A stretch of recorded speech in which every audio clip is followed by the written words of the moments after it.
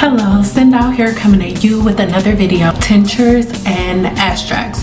What is the difference between a tincture and an extract, and how can you use them? Stick around to the end of this video. Not only will you know the difference between the two, but you'll know exactly how to use them both in so many different magical, beautiful, majestic ways to cure, stop, and reverse multiple things that could be going on with your body, ranging from your skin health, joint health, gut health, your hair, skin and nails, and so many other things. So if you are interested, then make sure you stick around to the end of this video.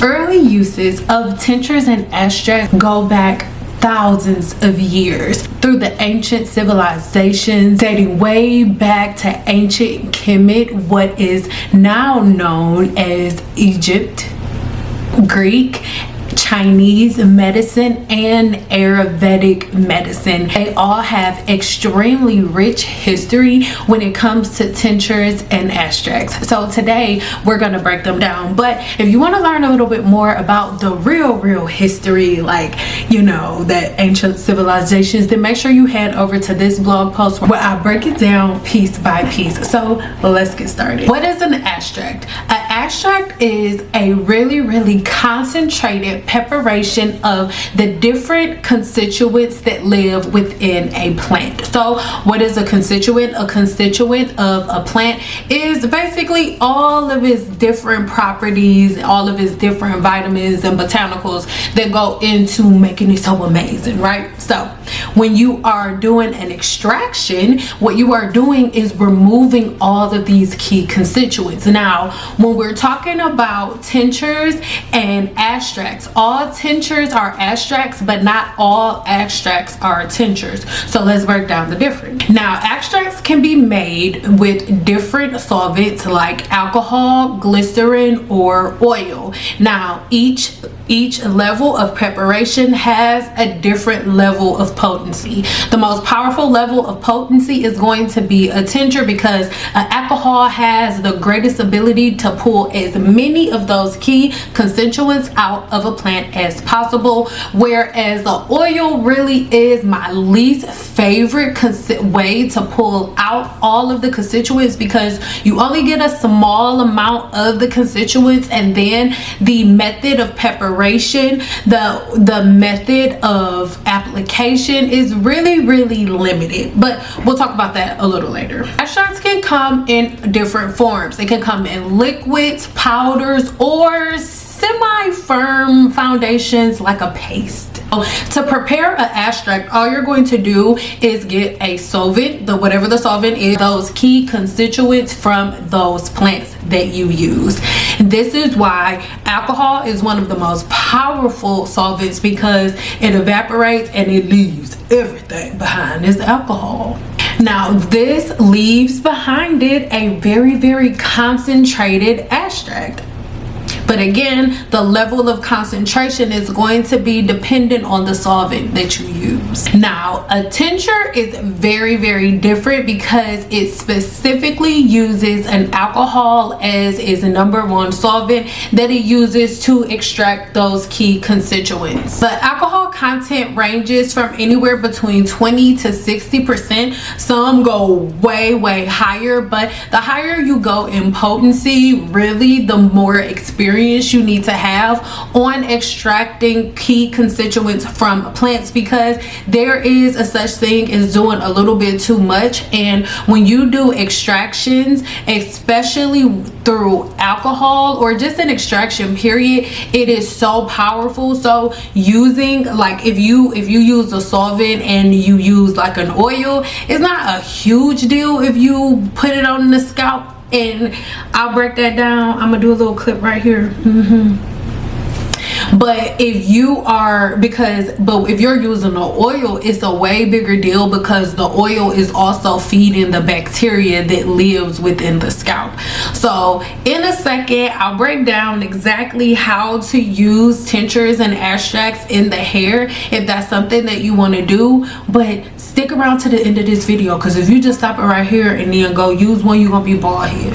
Now when it comes to a tincture is normally given in small doses because of its potency, and normally you mix it with water or whatever the process is that you follow. Again, head over to my blog so you can read the preparation processes a little better in a little more detail. Please understand that when you're watching videos on YouTube, it's just simply not enough time to put all of the preparations and all of the different things that you learn in courses that take you years to finish. It's almost impossible to put it in however long this video gonna be. So head over to my blog because I got some of it over there. Now, even though tinctures are more powerful than extracts, it's simply because, like I said, the alcohol just pulls out way more.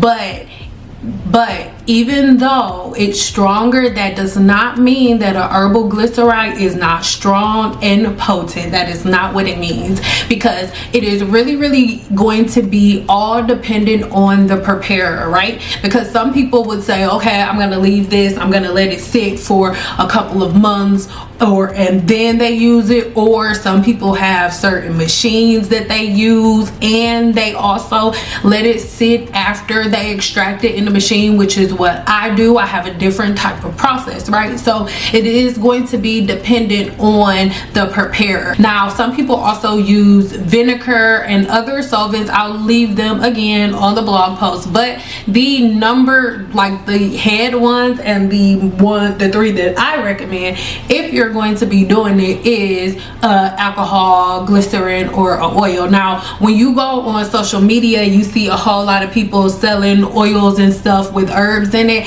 and I'm just being real, it's not that effective. Like, to just put some roses and some oil and leave it sitting there, it gives you a very small percentage of the key constituents within a product. So it's really important that you understand that what you first have to do, even when you go and you look online on a website like Wholesale Supplies Plus. I really love Wholesale Supplies Plus for people who like to make their own products, or if you are interested in making your own products and selling them. I really recommend Wholesale Supplies Plus because they break down everything to you and they break down how to use each product, right?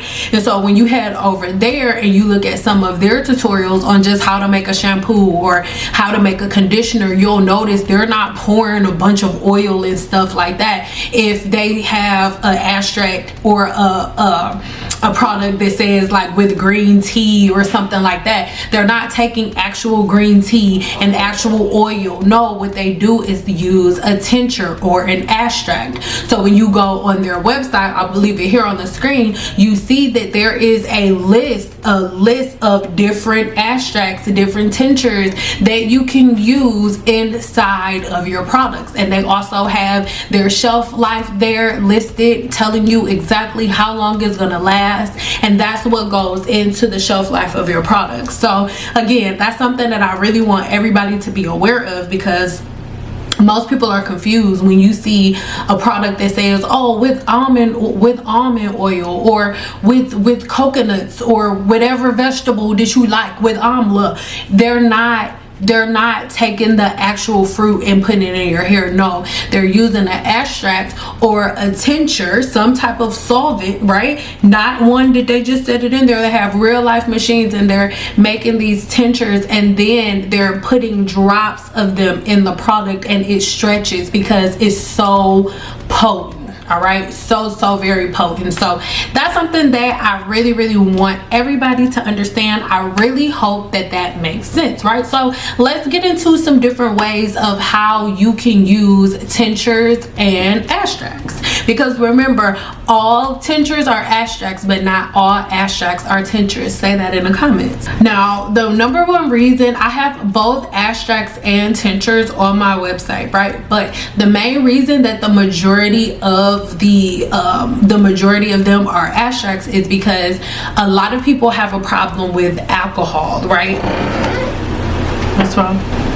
A lot of people have a problem with alcohol absorption, and what happens is And even though it is being used as something to pull out all of the key constituents, it's still super important, you guys, because the main thing that we're really doing is we're trying to fix something. So if you already have a problem with alcohol, the key constituents aren't going to negate those. So, and then a lot of people don't want to give alcohol to their kids. So if you are trying to use it like for a family, or if you are a person who wants to stay away from alcohol, either for personal reasons, religious reasons, it'd be a lot of different reasons.